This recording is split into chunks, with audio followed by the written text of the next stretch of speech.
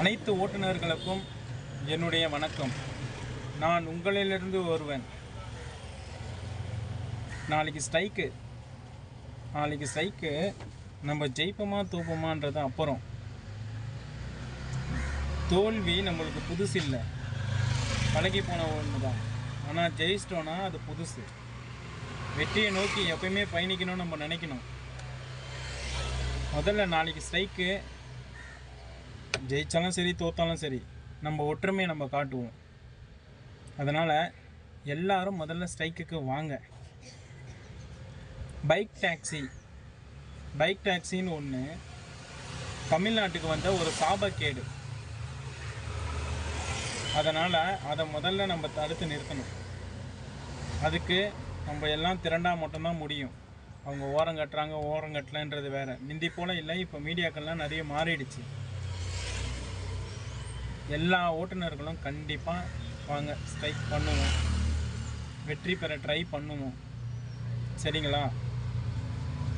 அப்புறம் காலம் முடிவு செய்யும். தமிழ்நாட்டோடைய சாபக்கேடு அந்த பைக் டாக்ஸியை நம்ம ஒழிப்போம். நம்மளுக்குள்ள ஒரு வெறி இருக்கணும். நீங்கள் அதிகபட்சம் நாளைக்கு ஓட்டினா கூடுதலாக ஒரு 500 ரூபா ஓட்டுவீங்களா? அந்த 500 ரூபா ஒரு நாள் நம்மளுக்கு ஓட்டி கூடுதலாக கிடைக்கிறத விட நம்ம அன்றைக்கி ஓட்டாமல் இருந்து மாதம் ஃபுல்லாக ஒரு 200 ரூபா கூடுதலாக நம்மளுக்கு கிடைக்கும். அதுக்காக எல்லாருமே சரி நாளைக்கு ஸ்ட்ரைக்கில் கலந்துக்குங்க. என்னுடைய வேண்டுகோள். அந்த பைக் டாக்ஸிக்கு எதுக்கு அனுமதி கொடுத்தான்னு நம்மளுக்கு தெரியாது. ஒன்று.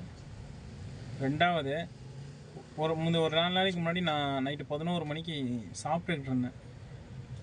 உடனே போலீஸ்காரன் வந்தால் நைட்டு 11 மணிக்கு மேலே கடை இருக்கக்கூடாது சொல்லி சேரெல்லாம் எடுத்து வச்சான், தள்ளி அந்த பேட்டரி எல்லாம் கைட்டினான்.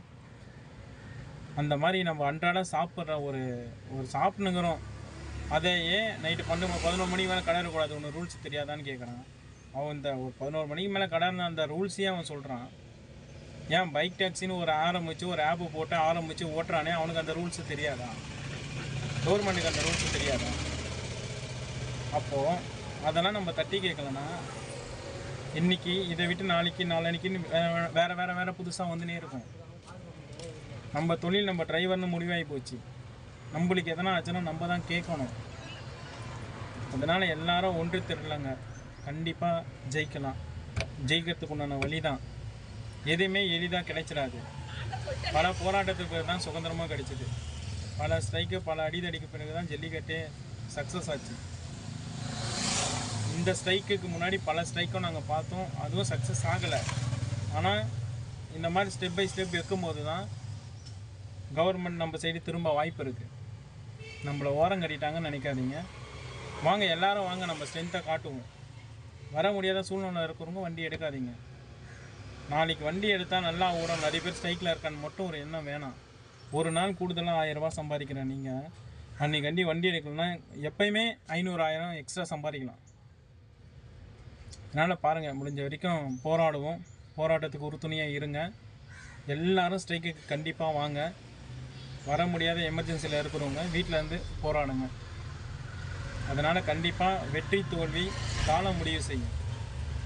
முதல்ல அதுக்குண்டான நடவடிக்கை நம்ம எடுப்போம். ஓட்டுநர் குரல் ஓங்குக, ஓட்டுநர்கள் வாழ்வாதாரம் ஓங்குக. நன்றி, வணக்கம்.